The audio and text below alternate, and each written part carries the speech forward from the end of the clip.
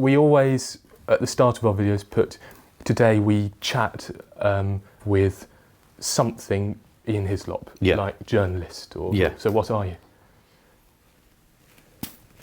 It's slightly difficult to define, isn't it?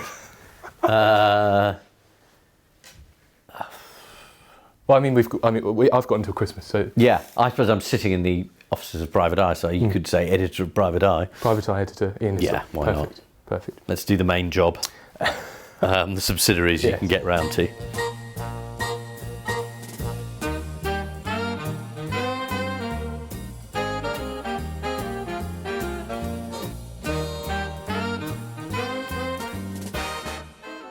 Ian Hislop, is anything off limits in the worlds of comedy or journalism? Not by definition. I think you should be able to have a go at anything if you've got something to say about it and you can say it in a funny way. I'm slightly worried at the moment. Our readers are very upset about jokes about UKIP.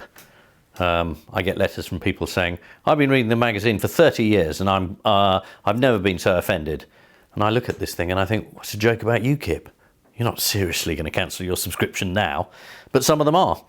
So yes, UKIP is on limits, I'm afraid. Have you ever crossed a noticeable line? Not deliberately. I mean, I don't publish things unless I think I can justify this. Right. I mean, there's a lot of bad taste cartoons and sort of pieces that are sort of on the border, but I think I'm not doing this just to shock.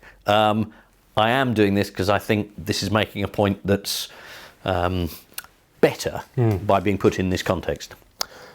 To what degree do you think are a publication's political leanings influenced by its editor?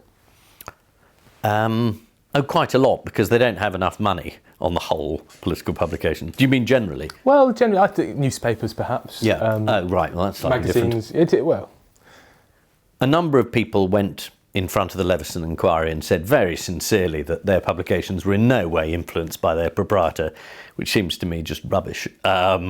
People wouldn't bother to spend all that money on these newspapers unless they could influence them, and I think it's pretty clear that a lot of them do. Smaller publications, the editor has more say, I think, and you tend to get away with more as editor in terms of putting forward your own point of view, if you have one. I mean, lots of them don't. Is it difficult then to satirise things like whether it's a political party, whether it's a policy that you personally agree with? I do find the great thing about having a sort of team of people is that I will say things like, I think that's a very good idea, and then someone like Francis Wheen will say, no, it's terrible, and I think we should go for it. And you end up having to take on board other viewpoints, which is very good for you. So we're here in your pretty magnificent Private Eye office, Ian. It's like a TARDIS, big on the inside. A huge collection of newspapers around, but which ones do you read? I try and read all of them, which sounds ridiculous, but isn't. Because over the years you get skilled at just reading the bits that you need to. Have you read any this morning? Yeah, I've read 5 or 6. I mean, it's not boastful. I mean, there's loads of good pieces in loads of different papers. Some newspapers take about, 10 minutes to read. Some take about 30 seconds. Some take much longer. Are we allowed to have a clue as to which one's which? Guess. Okay. Are there any you don't read? I don't read The Star because I don't feel I have to. I read the other tabloids because I think probably should, just to see what they're doing. So what, if you were retired, what would you read out of interest? Well, I read The Times and The Guardian, and I like The Independent. I used to read The Telegraph a lot, but it's sort of gone off a bit. I mean, I still read it. There's still people in there, but they have sacked nearly everybody. So after a bit, you start thinking, well, I'm not sure I'm going to bother with this anymore. I think you're allegedly the most sued man in Britain. But have you ever published a story knowing pretty much that it would lead to some sort of legal action against you? I've published stories thinking this is likely to cause trouble, but not on the grounds that it isn't true. And people say, well, surely you know this story's libelous. And you go, well, yeah, Yeah. That's why we're putting it in. But not, I've never gone and said, I'm putting this story in knowing it's not true, which I think would be madness and also quite difficult to sleep. So you thought the potential gain outweighed the risks of running it? Yeah, I mean, without being pompous, I think we should put this story in because it's true. I mean, I've sat in court and people have said, you only put this story in to increase the circulation. You know, and the awful truth about most stories that the eyes run is a lot of our readers won't have read them, and it won't have increased circulation in the slightest. In some cases, it'll probably have decreased it. Yeah. In this age, we're in an age now of 24-hour news. Yeah. Constant news. How are you able to run a self-described current affairs magazine, which publishes every fortnight? The great thing about publishing every fortnight is that you have time to think. The problem with rolling 24-hour news is that you just blah, blah, blah, blah, blah.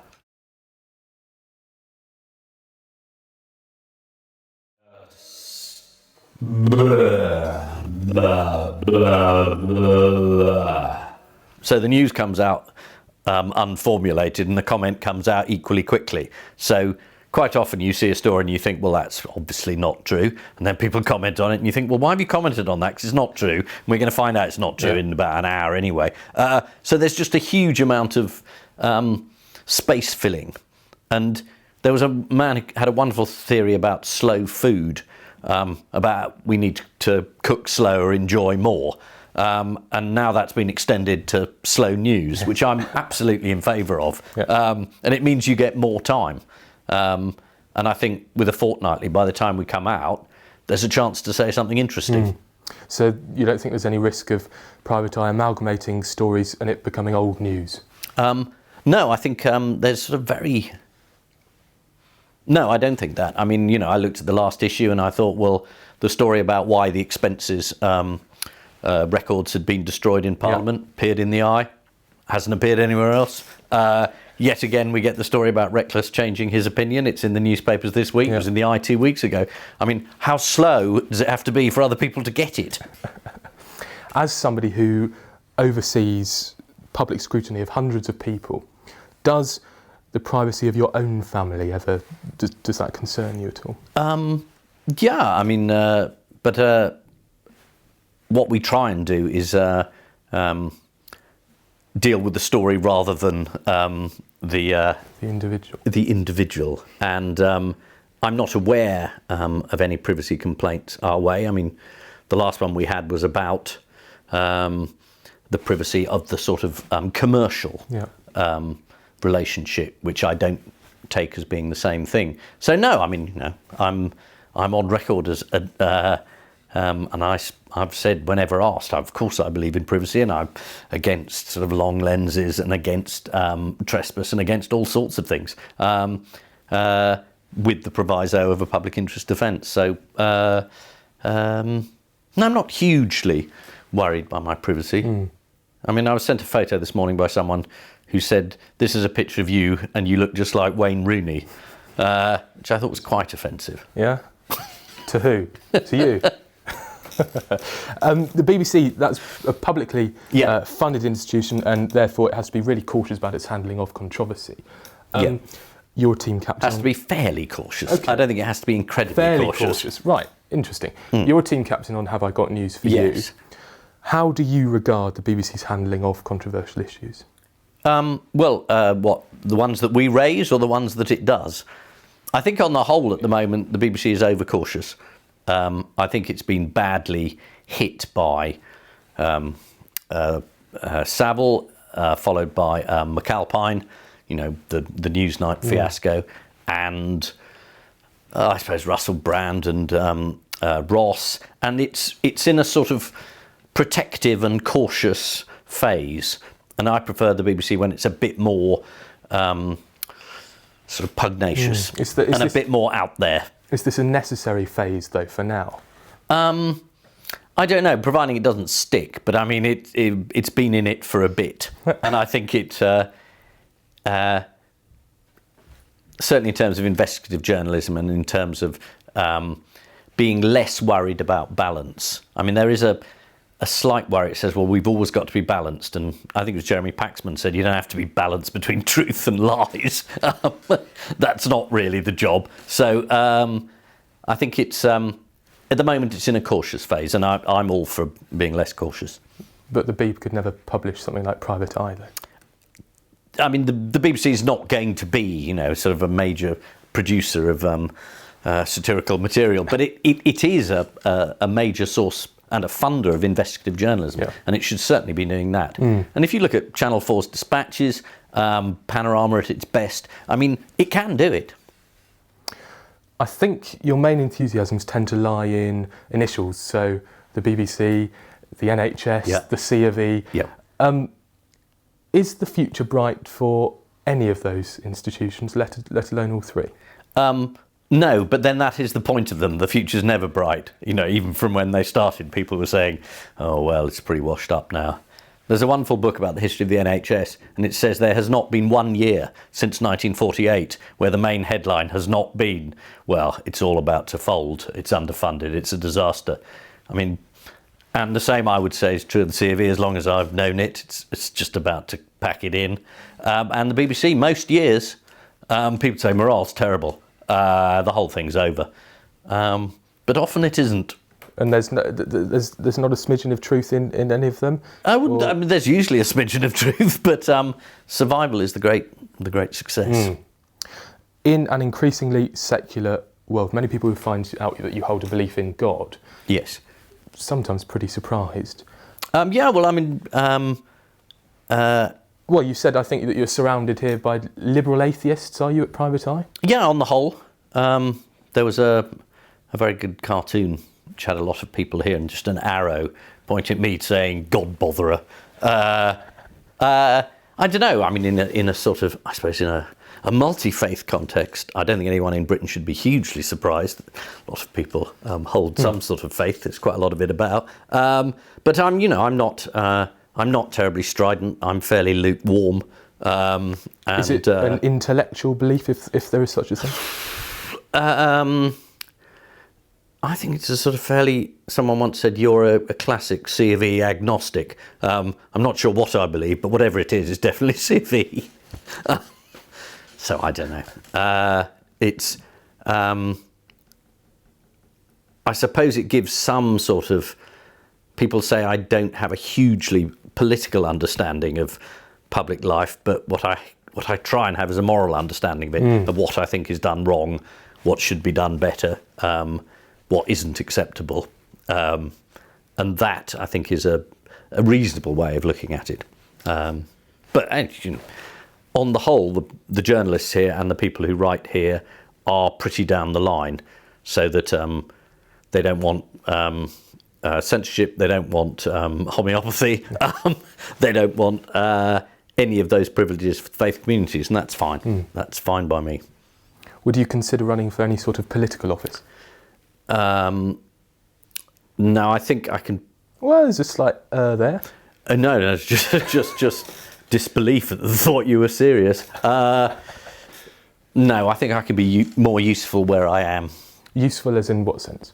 I think I can influence the debate more. I can bring more attention to the facts. I can make more of a contribution sitting at that desk than I would, I don't know, sitting as a backbencher or attempting to do something else. And also I'm free to comment, which is quite useful. What do you make of the rise of Nigel Farage? Is he a breath of fresh air, or is he just as corrupt as the establishment? I don't think Farage is very fresh air. I mean, sort of vague fumes of alcohol and fags. And I mean, the trouble about political life at the moment, because people are so fed up with it. So all young people say, Russell Brand's really interesting. He's got a lot to say. And all old people say, oh, yeah, Nigel Farage is really interesting, got a lot to say. And neither's true. I mean, they're just sort of pointing out obvious sources of dissatisfaction and not presenting any solutions. So, you know, I can see what it's about, but I don't think either is particularly helpful when you get there. So, no. I think not voting isn't very useful, and I think voting UKIP isn't very useful either. we are interviewing Dennis Skinner in about an hour. Yes. Beast of Bolsover. So I wonder if you have a question you might like to put to him. Almost none. No. Is there a reason for that? No. Or are you just not interested?